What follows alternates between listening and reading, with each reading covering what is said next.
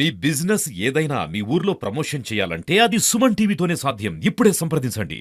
Welcome to Suman TV. నేను మీ సీమ. మనం ఇప్పుడు విజయనగరం జిల్లా చొల్లంగిపేట గ్రామంలో ఉన్నాము. ఇక్కడైతే రైతులు వ్యవసాయంపై ఆధారపడి జీవిస్తూ ఉంటారు. వాళ్ళతో మాట్లాడే ప్రయత్నం చేద్దాము. అంటే చాలా మట్టుకు కూడా కౌలు రైతులు ఉంటారు విజయనగరం జిల్లాలో అని చెప్పుకోవచ్చు. వాళ్ళైతే కూరగాయలు అలానే వివిధ రకాల ఆకుకూరలు కూడా పండిస్తున్నారు. రైతులతో మాట్లాడే ప్రయత్నం చేద్దాం. అంటే వాళ్ళకి లాభం ఎంత వస్తుంది, నష్టం ఎంత వస్తుంది, అంటే ఏ రకాల కూరగాయలు వేస్తున్నారు, వాళ్ళ మాటలు అడిగి తెలుసుకుందాం రండి.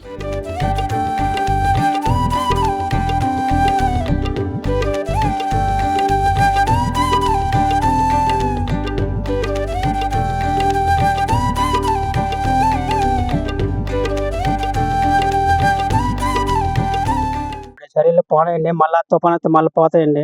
మరి ఏటి రాదండి. ఇదే ఆటి మీద మనం బతుకుతామండి. మొత్తం మన 40 సెంట్లు అండి మాది. అంతా పోయిందండి. కౌలుకే దున్నుకుంటామండి. మా పరిస్థితి ఎలా ఉంటుందో చెప్పుకోలేమండి. మళ్ళీ బోల్డ్ అంత రేట్లు ఎట్టి బోల్డ్ అంత కూలీలు పెట్టి చేస్తున్నామండి. చేసినా మదుపులు రాలేదు, పోతున్నాయండి.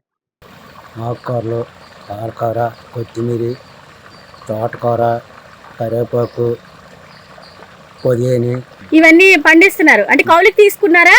ఆవులకి ఇంకోటి తీసుకోవాలి, సొంతది కాదు.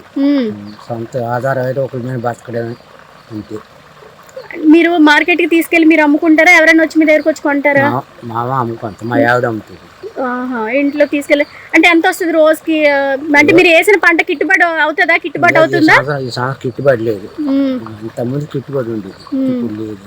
ఇంతమంది గిట్టుబాటు ఉండేది, పంటలు పోనాయి అంతే కదా. రైతులు అయితే చాలా ఆవేదన వ్యక్తం చేస్తున్నారు. అంటే మేము కౌలుకి తీసుకొని మేము నలుగురం కూడా మేము దీని మీదే ఆధారపడి మేము బ్రతుకుతున్నాము. మాకైతే అనుకున్న రాబడి అయితే రావట్లేదు. అంటే ఒకరు పండిస్తే ఇంకొకరు తీసుకెళ్ళి మార్కెట్కి వెళ్ళి అమ్ముకునే పరిస్థితి అన్నమాట. ఇక్కడ కౌలు రైతుల పరిస్థితి అదనమాట. ఏదైనా సరే ప్రభుత్వం కూడా వీళ్ళందరూ దయించి ఆదుకోవాలని అయితే వాళ్ళు కోరుకుంటున్నారు. సీమ, సుమన్ టీవీ, విజయనగరం.